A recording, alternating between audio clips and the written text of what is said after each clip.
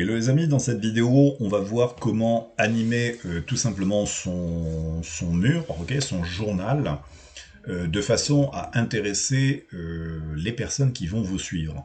Alors, on est dans un système, dans un compte professionnel, ok, donc considéré comme un compte professionnel où on va parler de business, d'activité, de réussite, de positivité, etc. C'est-à-dire tout ce qui nous permet mentalement, physiquement, etc., de réussir sur Internet. On est d'accord. Donc, sur son compte personnel, on peut bien entendu poster du business. On peut poster son activité. Si on a 4, 5 business, on peut les poster sur son journal. Il n'y a pas de problème. Le truc, c'est qu'en fait, il ne faut pas poster constamment du business. Je pense qu'en fait, pour attirer des personnes, il faut d'abord être plutôt pertinent, c'est-à-dire apporter du contenu qu'on appelle gratuit, bien entendu. À partir du moment où les personnes lisent, c'est gratuit. Ce que j'appelle un contenu gratuit, c'est par exemple vous donner des citations. Vous donnez des citations et vous donnez aussi votre avis, parce que c'est bien beau de donner la citation d'une personne très connue, mais vous, on ne sait pas ce que vous en pensez.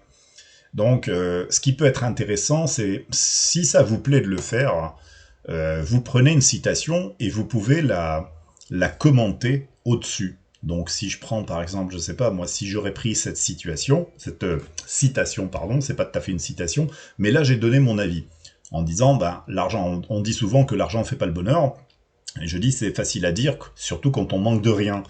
Donc je donne mon avis. Donc il y a des personnes qui ont interagi tout simplement parce que ben elles trouvent que c'est logique, ce que je dis est logique. Maintenant on peut mettre des citations comme on peut les trouver, par exemple citations positives. Donc quand on fait ça, bah, par exemple on peut aller sur images et ensuite on a des tonnes de citations positives.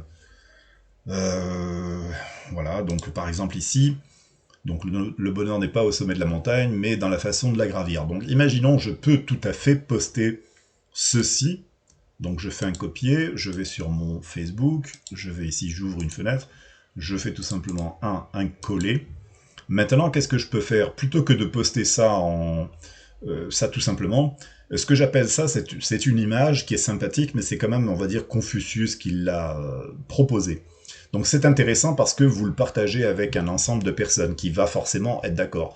Mais quand vous allez poster 50 fois juste des images, sans forcément commenter, donner votre avis, votre coup de gueule, si vous êtes d'accord, pas d'accord, un petit moment humoristique, etc., je pense qu'à un moment donné, on finit par avoir un Facebook qui devient un peu ennuyant, que les gens vont suivre au début, puis ensuite elles vont se lasser parce que vous ne faites que mettre des images qui, entre guillemets, ne vous ressemblent pas forcément. Okay, c'est du meublage, en fait, qu'on appelle.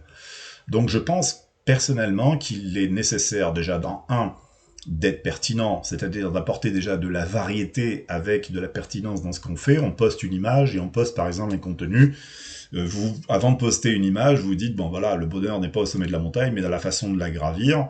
Eh bien, posez-vous la question, qu'est-ce que ça m'inspire ce type d'image? On met une petite ligne de ce que ça nous inspire, ou une façon de penser, quelque chose qui vous est passé par la tête, une expérience, un coup de gueule, pourquoi pas.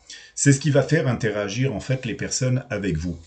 Ensuite, bien entendu, avec le rapport de votre business, en rapport avec votre business, bien forcément vous allez poster des articles qui peuvent être intéressants. Alors ce qu'il faut, c'est pas poster les 50 km d'articles, mais juste le lien. Donc vous allez chercher par exemple un article sur, si vous travaillez dans le Bitcoin, eh bien des articles relatifs à, on va dire, l'actu Bitcoin ou crypto-monnaie. Et ensuite, vous pouvez aussi donner votre avis. Ça peut être votre avis sur le futur de ces monnaies ou le problème de la crise financière, etc. Tout ceci pour interpeller les gens sur quelque chose que vous êtes en train de penser qui pourrait éventuellement les intéresser. C'est comme ça que vous partagez. Si vous ne faites que partager des images qu'en plus les gens ont de toute façon déjà très certainement vues depuis un moment, et si vous ne les commentez pas avec votre propre façon de mettre votre personnalité, on va dire, dessus, les gens au début vont vous suivre, puis après ça va devenir très banal en fait comme sujet. Donc qu'est-ce que je partage en fait sur un compte? Je partage mon business bien entendu, Alors moi, je vous conseille bien entendu de ne jamais mettre vos liens directs. Vous mettez votre business, vous mettez ce qu'il apporte comme avantage. Si vous en avez eu un autre avec un inconvénient, bah, vous en parlez, puis vous faites la relation avec le nouveau business que vous avez, sans vous étendre dans un texte de 3 km de long, quelque chose d'assez court qui interpelle, qui soit suggestif, qui soit pertinent. Tout ça pour avoir de l'interaction avec les personnes. Après, si vous pouvez faire éventuellement de la vidéo, c'est pas mal aussi parce que les gens préfèrent largement la vidéo au texte. Et quand on commence à poster des images, des vidéos, de l'interaction, du contenu gratuit, des vidéos par-ci par-là, et si vous avez une chaîne YouTube, vous allez faire forcément beaucoup plus de trafic. Alors, il y en a beaucoup qui me diront, moi je suis pas très à l'aise en vidéo. Bah, moi non plus, avant je l'étais pas, puis j'ai commencé, puis maintenant je me débrouille, je dirais, assez bien pour faire une vidéo. Les outils sont gratuits.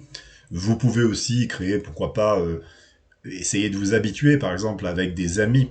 Faites un Zoom avec des amis pour faire un échange comme si vous faisiez en fait un Skype téléphonique. Et ensuite, ben, vous faites un Zoom pour pouvoir justement le mettre en forme vidéo et vous le postez en fait sur Facebook. Et ça va toujours donner de l'interaction avec des personnes. Voilà, et c'est comme ça qu'on meuble très progressivement et qu'on crée de l'interaction avec tout l'entourage, c'est-à-dire les personnes qui ont un business commun avec vous. Voilà les amis, en fait, pour les publications. Donc après, je peux pas le faire, bien entendu, à votre place, ni vous montrer certains exemples. Vous pouvez aussi aller visiter d'autres profils qui sont business, qui sont faits dans le point commun business. Vous voyez en fait les profils de qualité qui ont tendance à poster, voilà, à poster, on va dire, des posts plutôt qualitatifs, et vous voyez comment ils les font. Et puis vous essayez de reproduire très progressivement, un petit peu à votre sauce, la façon de communiquer. Et puis ça se fait de fil en aiguille avec l'expérience, on fait de mieux en mieux tous les jours, chaque fois qu'on fait un petit peu.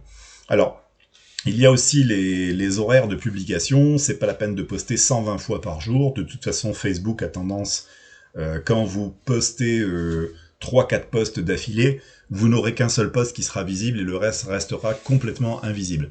Donc il vaut mieux poster parfois plutôt rarement et aller poster donc par exemple sur les groupes les autres jours. Par exemple, imaginons vous faites un public postage le matin et un le soir sur votre compte professionnel.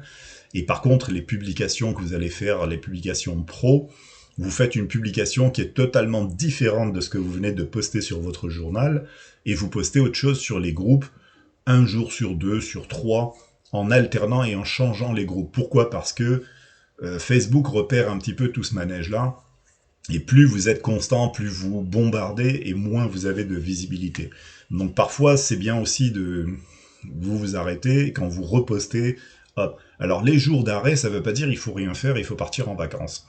Les jours de vous ne faites pas grand-chose, vous faites par exemple une journée où vous ne faites pas grand-chose, faites plutôt de l'interaction. Vous allez sur les groupes, vous recherchez des amis, vous commentez, vous créez les liens d'affinité et d'amitié avec ces personnes-là, et le lendemain, quand vous allez poster, ces personnes-là verront très certainement plus facilement votre post et votre publication. Voilà, et ensuite, bien entendu, vous utilisez ici les notifications pour voir qui a réagi avec vous, et quand vous avez des personnes, par exemple, qui ont commenté une publication qui vous concerne, bien, vous allez voir quand il y a une personne qui a liké, vous allez voir qui c'est qui a liké.